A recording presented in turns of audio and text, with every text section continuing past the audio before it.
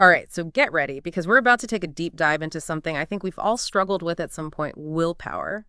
We got that article you shared called Nine Ways to Increase Your Willpower and Become Mentally Tough. And you mentioned you're really looking for some actionable tips, things you can actually use to boost your mental strength. Yeah. So let's break it down together. Yeah, it's funny because so many people I talk to, they think willpower is just something you're either born with or you're not. Right. Like it is what it is. But this article, it really challenges that assumption. It says willpower is more like a muscle, something you can actually train and develop over time. Well, that's encouraging, right? I mean, because who wants to be stuck with whatever willpower they've got? And the article actually starts off with a really simple definition of willpower. The ability to do things, even when they're tough. I mean, come on, we've all been there, right? Whether it's meeting a deadline when you'd rather be doing anything else or saying no to that extra slice of pizza when you're trying to, eat healthier. Well, absolutely. What's interesting here is that willpower isn't just about, forcing yourself to do things you don't want to do. It's also about stopping yourself from doing things that feel good in the moment but might not be the best choice for you, in the long run. Like it's this constant push and pull, Yeah. instant gratification versus those long-term goals. Yeah, and it makes you wonder, is that where that whole self-control thing comes in? Are willpower and self-control the same thing, or are they different? How does that work? That is a great question. And the article actually addresses that pretty directly. It uses this really cool analogy, talks about a sports coach and an athlete, and it uses that to kind of illustrate the relationship between willpower and self-control. So picture this. Willpower is like the coach. Yeah. Or the one providing the guidance, the encouragement, the strategies, the game plan. And the self-control, that's the athlete, the one who's actually out there on the field, putting in the work and developing the skills. Okay, I like that. So it's like you need that coach's voice in your head, right? To kind of push you and keep you focused when things get tough. But you also got to train that athlete, that self-control muscle, to become better at performing under pressure. Yeah, exactly. And, think about it. The more that athlete trains and sees results, the more confident they become. They start to really trust their abilities, and they start to believe in their potential. And it's the same with willpower and self-control. Every time you successfully resist a temptation or you push yourself to do something challenging, it's like a victory for that inner athlete. And that builds up your overall confidence. Right. So it's like each little win kind of adds up, and suddenly you're like, wait a minute, I can actually do this. I'm stronger than I thought I was. Exactly. You start to see those results, and it fuels that fire, Yeah. And the article really emphasizes this idea that anyone can develop this mental muscle, right? It's not like some people are they're just blessed with this endless supply of willpower while others are doomed to struggle. It's more about developing the right mindset, and then you can use the right strategies. Right. Okay, so that begs the question then. Where do we even begin with this whole willpower training thing? Well, the article compares it to physical exercise. It's about, gradually building that strength and stamina over time. It even uses the phrase going to the gym for your mind. So just like you wouldn't try to bench press 200 pounds on your first day at the gym, you don't want to start with some massive willpower challenge that you're just not ready for. You're going to set yourself up for failure. Instead, start with smaller, more manageable goals, baby steps. Yeah. And gradually work your way up. Right. Okay. So no trying to run a marathon when you haven't even gone for a jog around the block in years. Got it. But what about those times, when it feels like your willpower just completely crumbles? Like you're doing great, you're sticking to your plan, and then bam, you hit a wall and suddenly you're giving in to every temptation. Oh, yeah. We've all been there. You're doing great with that diet, and then it's midnight and you're elbow deep in a bag of chips. Exactly. Or, you've been so productive all day and then suddenly you find yourself scrolling through social media for hours, even though you have a million things you should be doing. Why does that happen? It's interesting you mentioned that because the article actually talks about this idea of the straw that breaks the camel's back. Yeah.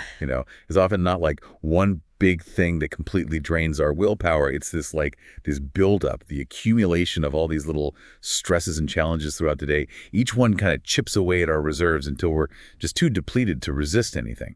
Ooh, that's so relatable, right? It's like those days when you're running on fumes, you haven't slept enough, you're stressed out, and then something small happens, like you spill coffee all over yourself or you hit every red light on the way to work and suddenly you're snapping at everyone. It's like that willpower tank is just completely empty. Exactly. You just hit empty. And that's why it's so crucial to be mindful of not overworking your willpower. We only have a limited supply of that mental energy each day, and we need to be strategic about how we use it. It's almost like having a budget for your willpower. You can't keep spending without replenishing your funds. So how do we replenish those willpower funds? What's the secret? Well, sleep is definitely a big one. You got to recharge those batteries. But the article introduces this really cool concept of a deep well of willpower. It suggests that every time we successfully use our willpower, it's like we're adding another drop to this well. The more we practice resisting those temptations, the deeper that well becomes, and the easier it becomes to draw from that reserve in the future. Okay, I love that image. So it's like we're building up this reservoir of mental toughness that we can tap into when we really need it. So the more we work that willpower muscle, the bigger and stronger it gets, and the more we can handle. Exactly. But just like any good workout routine, you need a good plan, right? Yeah. That's where those 9 techniques from the article come in. They're like our willpower training manual. All right, well, let's dive into those techniques, starting with, so we've got this deep well of willpower that we're trying to fill, and this article gives us like 9 techniques to do just that. So let's start with the first one. Use it a little at a time. This one really stood out to me because it really emphasizes the importance of pacing yourself. We're not trying to go from 0 to hero overnight, right? It's about setting those realistic goals and gradually increasing the challenge as our willpower muscle gets stronger. Right. It's like you were saying before about not overdoing it. If you try to do too much too soon, you're just going to burn out. Exactly. It's like, if you haven't exercised in years and suddenly you decide to run a marathon, right, you're going to crash and burn. And you might even end up, injuring yourself. The same principle applies to willpower. You need to train it gradually, progressively, just like you would with any other muscle. So instead of diving headfirst into a restrictive diet or some crazy workout plan, we need to find that sweet spot. Yeah. Challenging ourselves enough to make progress, but not so much that we overwhelm ourselves and just give up. Absolutely. And that's where the second technique comes in, praise and celebration. We need to acknowledge and celebrate those small wins along the way. Each time we resist a temptation or we make a healthy choice, it's a victory. Right. And we need to recognize and reward ourselves for that effort. I think a lot of us are really good at focusing on our failures, and those shortcomings. But we often forget to celebrate those little victories. It's almost like we expect ourselves to be perfect. And then when we're not, we just get discouraged and give up. Yeah, it's true. We're often our own worst critics. Yeah. But those small victories, they're so important for building momentum and keeping us motivated.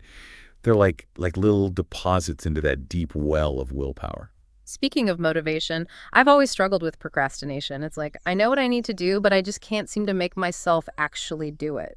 Well, procrastination, that's a classic example of willpower in action, or rather inaction. It's that battle between what we know we should be doing and what we feel like doing in the moment.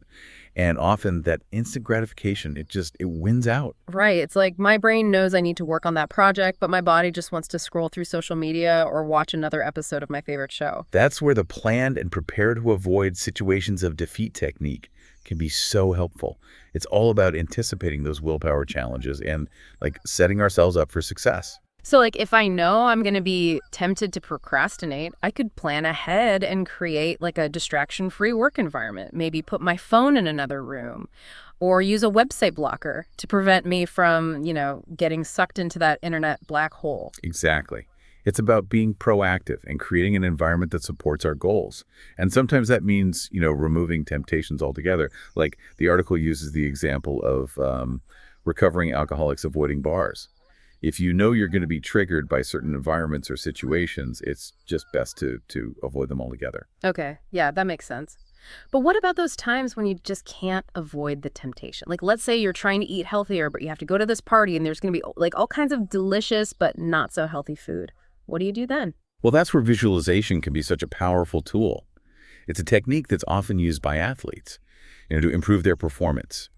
They imagine themselves, executing a perfect move or achieving a specific outcome. And by repeatedly visualizing that success, they actually increase their chances of making it happen in real life. Interesting. So if I'm going to that party, I could visualize myself politely declining the dessert tray or choosing a healthier option, right? It's almost like creating a mental rehearsal for the actual situation. Exactly. And the more vividly you can imagine that scenario, the more prepared you'll be to handle it when it actually happens. That's actually really cool. I'm definitely going to try that. But let's say you do give in to temptation, you have that extra slice of cake, you skip that workout. Does that mean you've failed? No, not at all. Remember, we're all human. Setbacks, they're just part of the process, right? What matters is how we respond to those setbacks. And that's where the be authentic in all your dealings technique comes in. Be authentic. I'm curious, what does authenticity have to do with willpower? Well, think about it this way. When we're constantly trying to be someone we're not, or when we're making choices that don't align with our true values, it takes a lot of energy.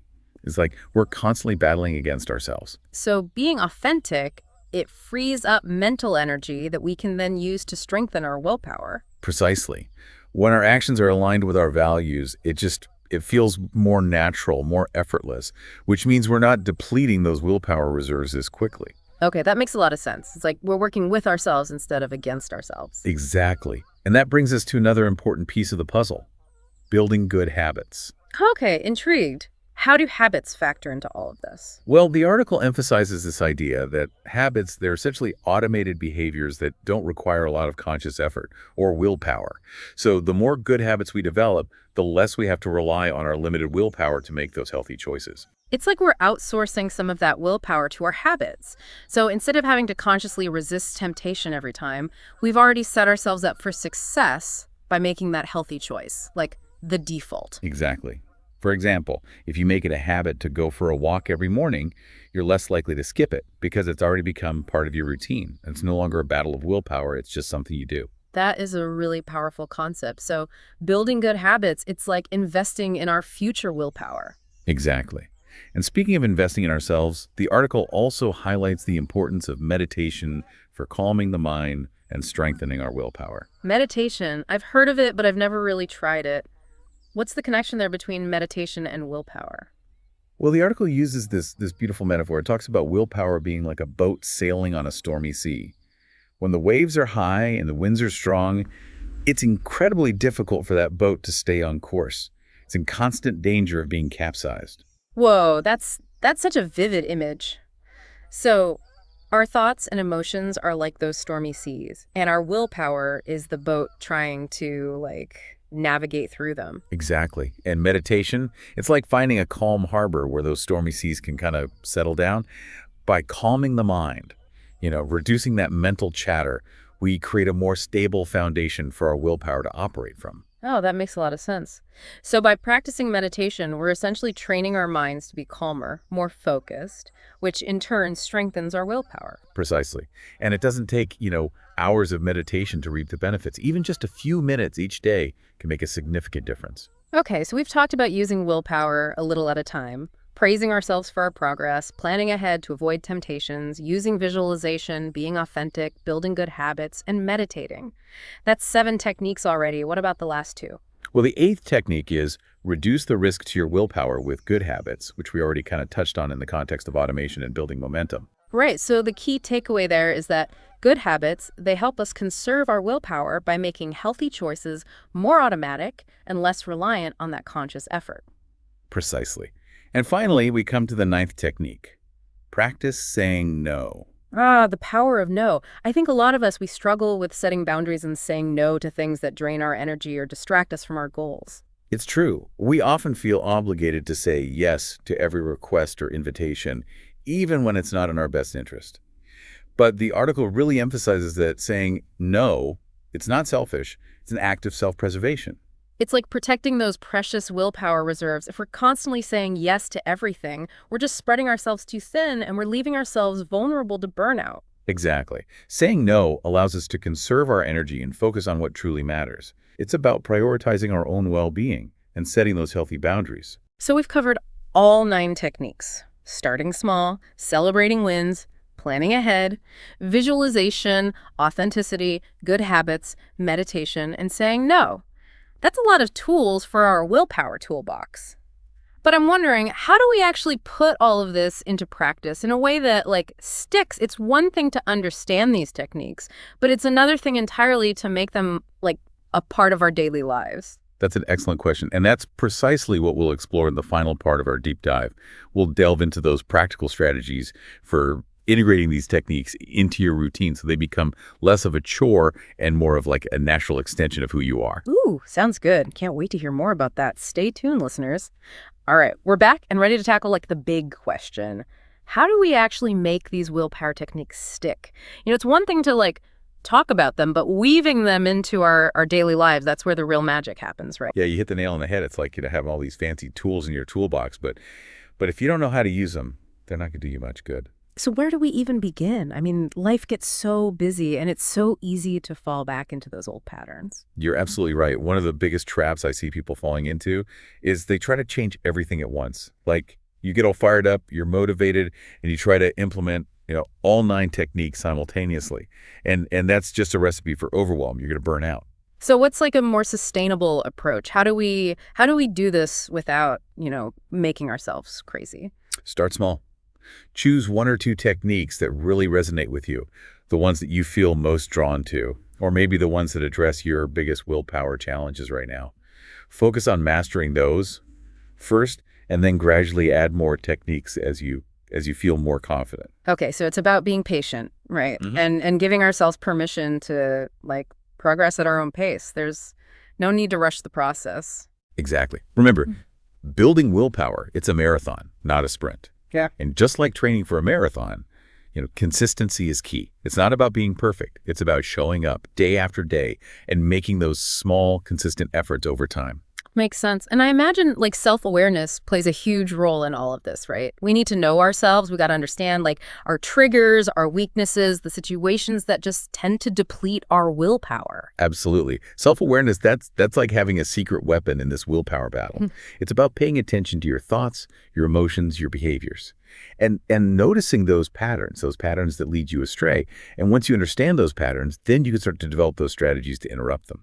So like, if I know I tend to overeat when I'm stressed, I could have a plan in place for managing that stress in a healthier way, maybe go for a walk, call a friend to talk it out, something like that. Exactly. Or if you know you're more likely to procrastinate when you're feeling overwhelmed, you could break down those big tasks into smaller, more manageable chunks. It's almost like we're creating this personalized willpower playbook based on our own unique strengths and weaknesses. I like that, a willpower playbook.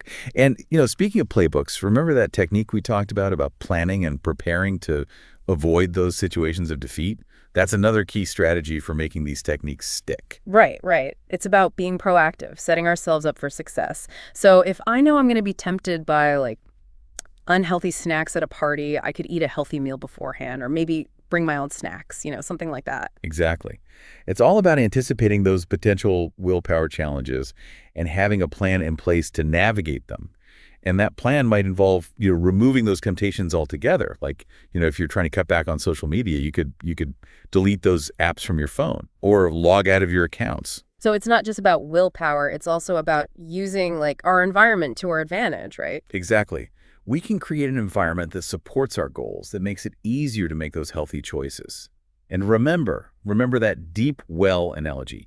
Each time we successfully resist a temptation or we push ourselves to do something challenging, we're adding another drop to that well. We're making future challenges a little bit easier to overcome. So it's a virtuous cycle. The more we practice willpower, the stronger it becomes, and the easier it becomes to like stick with those healthy habits.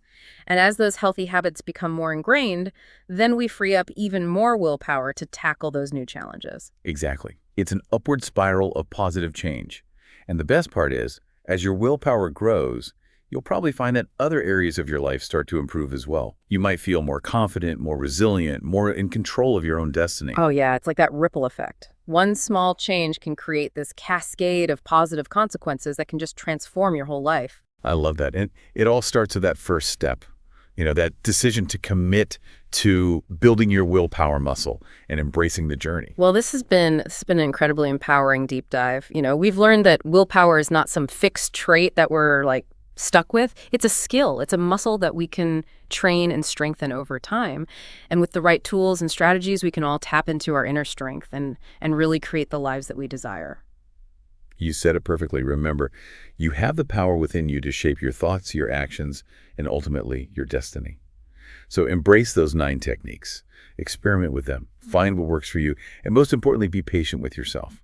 Progress takes time, but those rewards, they're so worth the effort. This has been such an insightful conversation. Thank you so much for sharing your wisdom with us today.